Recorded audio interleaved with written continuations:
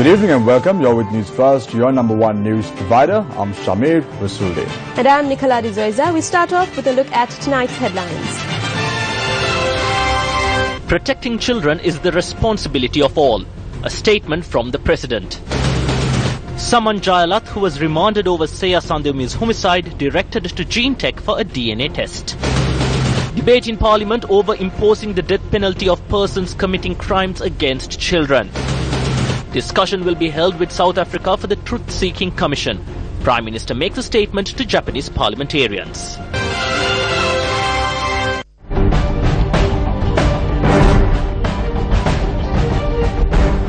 Teachers' Day was celebrated today under the auspices of President Maithripala Sirisena. Guru Pratibha Prabha 2015, the National Teachers' Day celebrations organized in line with International Teachers' Day, took place at the BMICH. Your Excellency, there are around 140,000 extra teachers in the country as a result of improper recruitment in the past. There are over 2,000 extra teachers at national schools alone.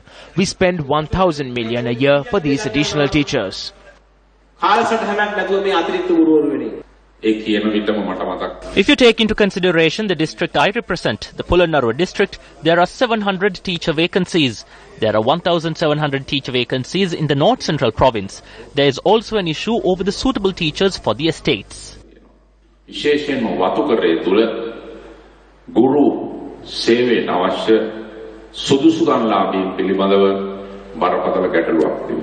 School principals and heads of parents were felicitated at the event.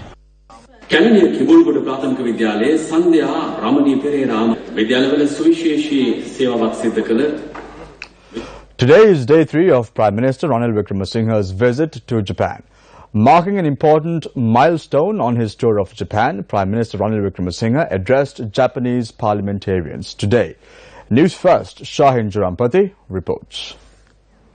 Prime Minister Ranil Wickremesinghe delivered a memorial speech at the Diet House of Representatives this morning. The special event was organized by the Japan-Sri Lanka Parliamentary League.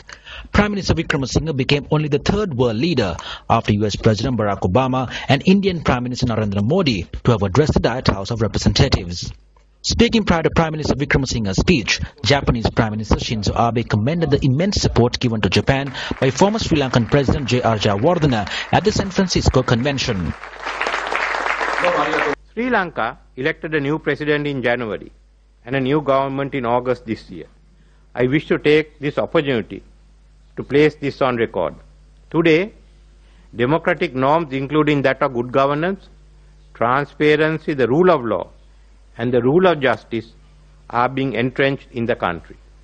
On 1st October 2015, the United Nations Human Rights Council's resolution on promoting reconciliation, accountability and human rights in Sri Lanka commended the new government for the initiatives already taken. The government consists of the United National Party and the Sri Lanka Freedom Party, the two largest political parties in Sri Lanka. Traditionally rivals, they have entered into a grand coalition similar to what prevails in Germany, beginning a new era in political collaboration. Our political goals include a new constitution, the consolidation of human rights, and the strengthening of democratic institutions. But what is most important to us is to incorporate a political settlement to the outstanding issues relating to national unity, ethnicity, and religion. The Tamil National Alliance, now the third largest party, holds the leadership of the opposition, while the JVP, the People's Liberation Front, has the office of Chief Opposition Whip. Therefore, the main parties hold office either in government or in parliament, resulting in the parliament becoming the national forum. We will also televise parliamentary proceedings. We will be guided by the same words of Lord Buddha that J.R. Jayawardena quoted in San Francisco. Hatred ceases only by love. Therefore, we are discussing with South Africa the architecture of a new structure for a truth machinery. This will include first a truth commission to record the instance of violence and violations. Second, we will establish an innovative new mechanism, a compassionate council headed by the leading clergy of all religions, Buddhist, Christian, Hindu and Muslim. They will give us advice on the measures to be taken on individual cases. Finally, we will be devising a new judicial structure to inquire into violations of human rights. Thereafter, Prime Minister Wickremesinghe attended a luncheon meeting hosted by the Japan-Sri Lanka Parliamentary League. The visiting Premier thereafter was accorded the Guard of Honour at the office of the Prime Minister. Subsequently, Prime Minister Wickremesinghe attended the summit meeting at the Prime Minister's office with Japanese Prime Minister Shinzo Abe. The meeting was also attended by a delegation including Ministers Ravi Karunanayake, Mangala Samaravira and Susil Premajayanta. The joint statement which was released following this meeting stated that Japan will assist Sri Lanka in the promotion of investment and trade, cooperation on the National Development Plan in Sri Lanka and national reconciliation and peace building. Both leaders welcomed the progress made thus far in the policy dialogue between the two countries, including the senior official level dialogue between the two ministries of foreign affairs as well as the Sri Lanka-Japan dialogue on maritime security and oceanic issues. The statement further reads that Prime Minister Shinzo Abe expressed his gratitude for Sri Lanka's continued support for Japan's bid for a permanent seat in the UN Security Council. Prime Minister Abe also highlighted the visit of Moto Noguchi in October this year as part of the contribution of Japan to Sri Lanka's reconciliation process. The statement also reads that both leaders agreed to make maximum use of the Public-Private Joint Forum and Joint Business Cooperation Committee, as well as the Japanese Investment Promotion Advisor attached to the Board of Investment of Sri Lanka for the promotion of trade and investment. Both leaders had reaffirmed that the two countries will continue to cooperate for the sustainable economic growth in Sri Lanka under the Partnership for Quality Infrastructure. The joint statement goes on to note that Prime Minister Abe had stated that Japan will provide training to approximately 1,800 Sri Lankan local public officials by 2016. The Japanese Premier also expressed that Japan will continue to provide cooperation in the field of disaster risk reduction, including a survey with a view to providing a meteorological radar system. Following the meeting, an exchange of notes for the 45 billion yen Bandaranaike International Airport Development Project Phase 2 was signed by the two ambassadors of both nations. Prime Minister Ranil Wickremesinghe has and continues to receive a positive response from the Japanese government during his stay here in Japan. A constant reminder was made during every bilateral meeting or event that the Prime Minister attended was the fact that former President J.R. Jayawardena extended a friendly hand to the Japanese government during the San Francisco Convention. Now tomorrow, the final day of the Prime Minister's visit, he will visit the Imperial Palace of Tokyo, following which he will attend a luncheon meeting hosted by the former Prime Minister of Japan. Newsfirst will bring you the details of the Prime Minister's visit here in Japan. I'm Shayan Jarampati, reporting from Tokyo, Japan. Minister of Finance Ravi Karunanayake, speaking at a business forum in Japan, expressed the following views. And with Prime Minister Ranil Wickremesinghe and President Maithripala Sirisena, they have ushered a new political culture in Sri Lanka. Not only a new parliament coming in, for the first time a cross-party mechanism of governing Sri Lanka has been put in place. Today you could see that we have a very strong government where the government and the opposition are working together for the collective good of the country. So this has resulted, this has initiated we as a government to look overseas for the support of the continuous dialogue of able to bring investments in Sri Lanka. The brother of Konja, Saman Jailath, who was also arrested over the murder of Seya Sadomi, was directed to Gene Tech to carry out a DNA test. The brother of the chief suspect in the Seya Sadomi homicide, Konda, Saman Jailath, was taken to Gene Tech in Borella this morning. After Gene Tech obtained the samples, the suspect was taken back by the prison officials.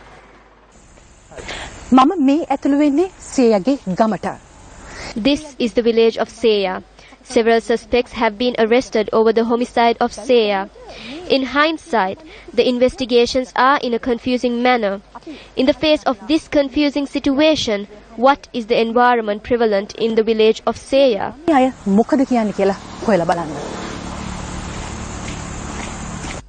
When Newsfirst visited the house of Seya Sadomi, the house was in a state of solitude. Only the grandmother of Seya remains in the house. My son said that he cannot remain here whenever he looks at the bed. He goes to work because we cannot afford an almsgiving. I cannot stay here. She is everywhere. The police must immediately act on this and punish those responsible. Locals from Badalgama do not have faith in the manner in which the investigations are taking place and the actions of the police. In this backdrop, locals did not come forward to make a statement. Newsfirst then visited the house of Suranjan, the 17-year-old schoolboy who was arrested by the police and remanded over the homicide and later acquitted. The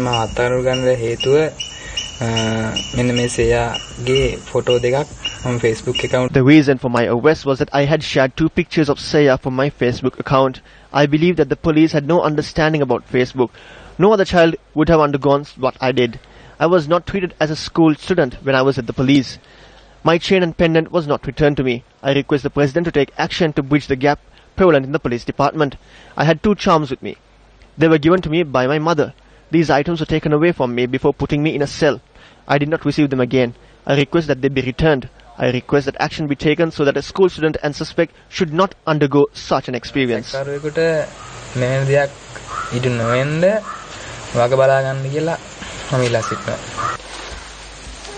Kalumathanayaka, a neighbor, was also a suspect in the homicide of Saya Sadewmi.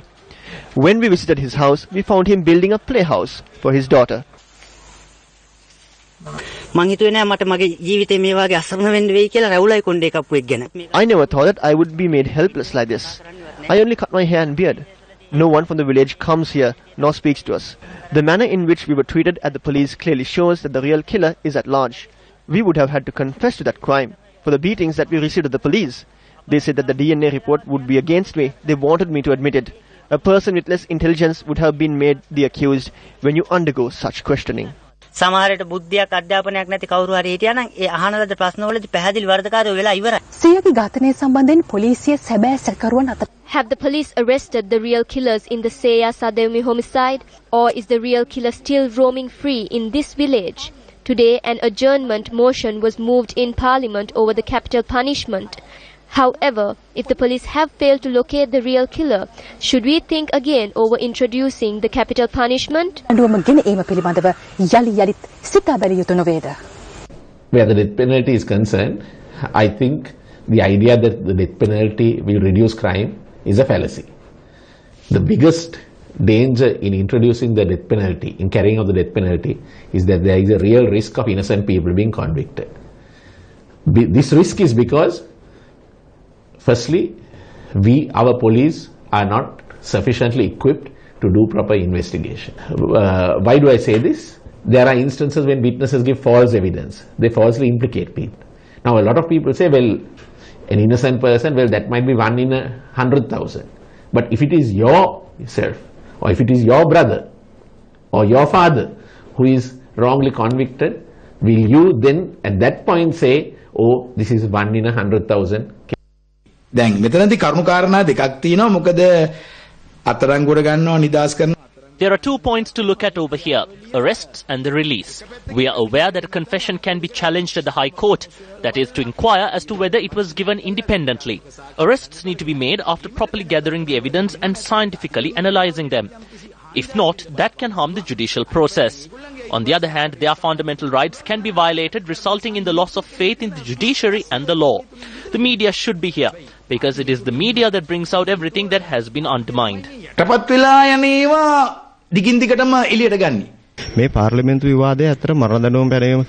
parliamentary debate does not have any connection to the capital punishment. What is taking place in Parliament is an adjournment motion. A vote nor a decision will not be taken at this debate.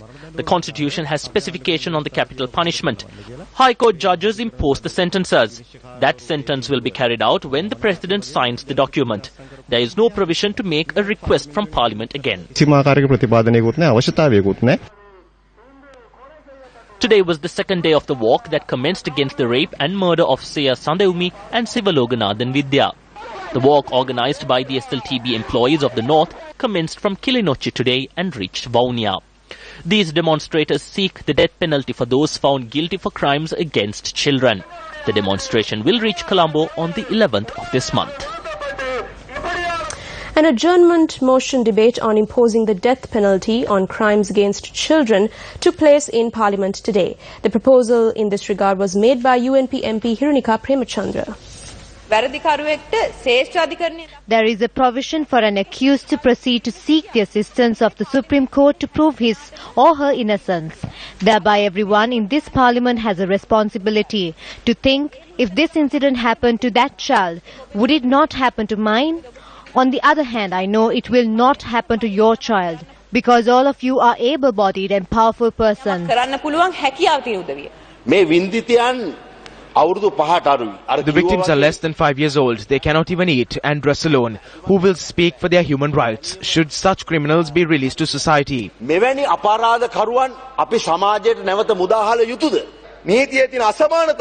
There's discrepancy in law. The wrongdoers are made the innocent and the innocent pays for the crimes. The people are in fear over the situation. The people have a fear of inefficiency and actions of the police.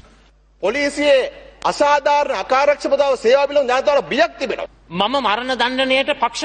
work in favor of the death penalty. However, if one says that the death penalty is being used to prevent crimes, that is not accurate. The death penalty needs to be imposed on who is found to be directly involved in the crimes and proven guilty.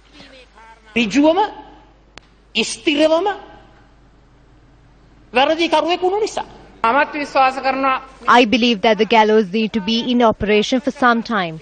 Dangerous criminals and those who commit crimes against children and women should be given this punishment.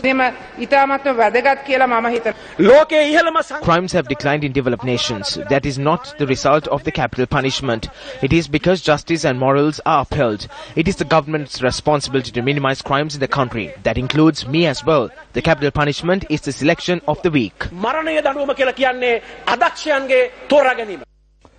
The campaign titled For Our Children to ensure the protection of children and build a better future for the future prospects of this island nation entered its second day today. This island-wide awareness campaign is organized by News1st together with the Ministry of Law and Order and Prison Reforms.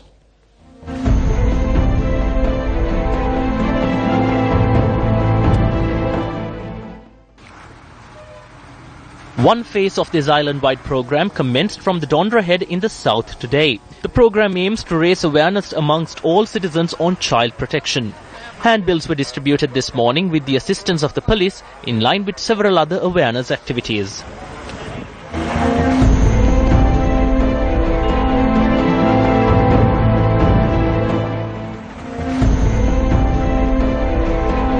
I'm thankful to News1st for this. I think such campaigns will help prevent such incidents. We are thankful for your campaign. This is a good campaign and we are pleased about it. The second leg of the campaign in the south commenced from the Mathura town.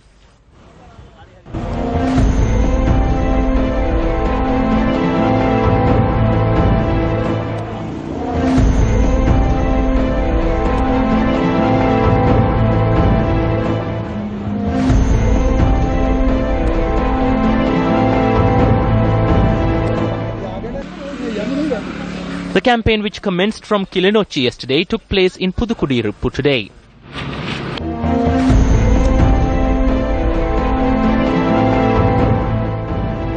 The campaign then moved to Mullaitivu.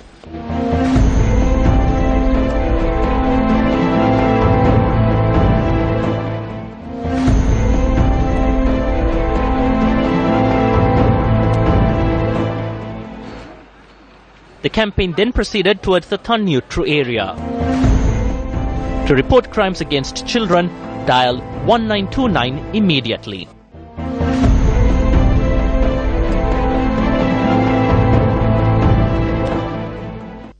අද අපි දකින සමාජයේ බරපතල අපට විශ්වාස කළ නොහැකි. Today in society we come across many immoral and inhuman acts that are committed against children. We need to find immediate solutions for these regrettable incidents. We need to plan and take action. I believe that it is the responsibility of all. ඒක අපි කාගේත් වගකීමක් සහ යුතුයකමක් වෙනවා.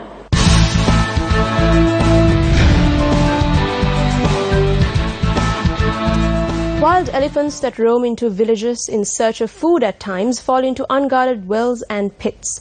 This footage recorded from Galgamur highlights the manner in which these animals meet with such fates, not due to their own carelessness, but due to the negligence of others. This herd has realized that it is easier to move through this already broken electric fence rather than breaking through them all over again.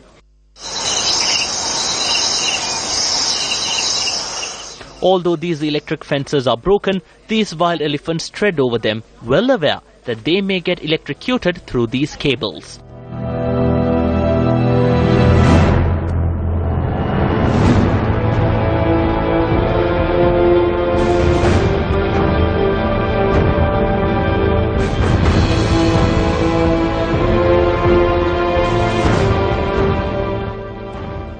While the lead of the herd moves in front, another animal remains at the end, highlighting that even elephants care for their young.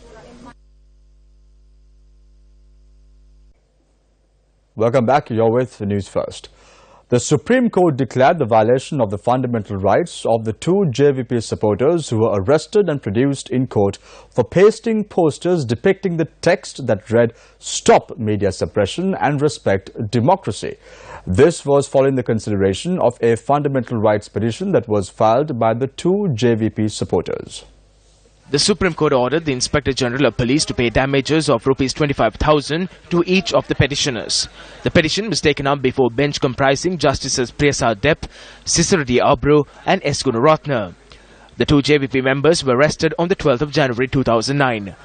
The Supreme Court judgment also draws reference to the setting of fire to a leading media institution and the assassination of Lasantha Wickrematunge during this time period. The judgment also goes on to note that under such circumstances, arresting these two petitioners and producing them in court amounts to a violation of their fundamental rights. Officers from the CID today visited the Girithale Army camp to conduct further investigations over the disappearance of journalist Prageeth Ekneligoda. Yesterday, police announced that the suspects who were arrested over the disappearance of Prageeth Ekneligoda were moved to the Girithale Army camp for further investigations. A statement by the police media unit said that the suspects will be moved to the camp based on a court order obtained on the 28th. The CID has detained 11 suspects over the disappearance of journalist Prageeth Ekneligoda so far for questioning. Mohammed Ramzi Junaidi, who was arrested in Kolpiri for possessing and dealing 2.24 grams of heroin, was handed a life imprisonment by Colombo High Court Judge Lalit Jayasuriya yesterday. Mohammed Ramzi was arrested in Kolpiti on the 4th of September in 2009. High Court Judge Lalit Jayasuriya noted that all charges filed against the accused, a resident of Slave Island, were proved beyond reasonable doubt. 200 kilograms of heroin imported under the guise of grease worth over Rs 1,500 million discovered inside a cargo container in Orugodavatta. 36 kilograms of heroin imported from Pakistan seized by customs. Two suspects arrested in Biagama with 85 kilograms of heroin. 9 kilograms of heroin seized by police in Madiwala. 9 kilograms of heroin and 8 suspects arrested from Wanathamulla, Boralla. Over 100 kilograms of drugs imported from Karachi, Pakistan seized by customs. 26 tractors used to smuggle heroin by Velasudha, who was arrested for drug smuggling, discovered in a storage in Kelaniya. A leading drug dealer arrested in Nigambo along with 5 kilograms of heroin. 13 kilograms and 900 grams of drugs seized by police in a raid carried out in Kanamulla, Mundalama. 8.5 kilograms of heroin discovered in Thoduwava, Marvilla. 3 kilograms of heroin and 1 suspect arrested in an operation in Vattala. For your attention. Parliament was adjourned for 10 minutes today as a result of a tense situation. Parliamentary proceedings were disrupted when the UPFA parliamentarian Vimal Weerawansa displayed a banner in Parliament. A photograph of the banner was published on the internet. However, parliamentarians strongly opposed to taking pictures in Parliament. A document was submitted to the Speaker on hybrid court that is against the military personnel of the country. We requested for a debate on this matter.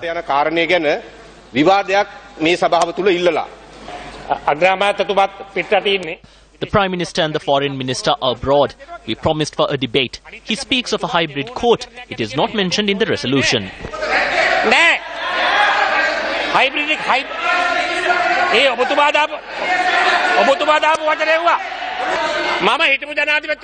I would like to ask the former president this. Was there any mention of a hybrid court?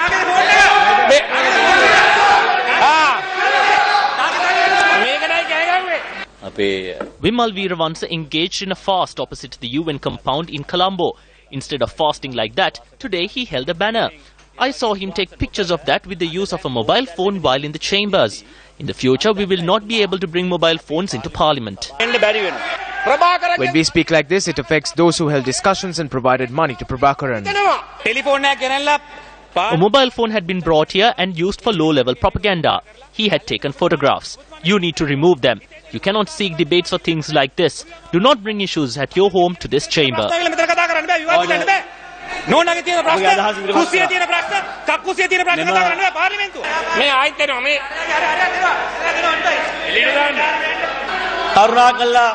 These 4 MPs please vacate the chamber. Parliament will be adjourned for 10 minutes.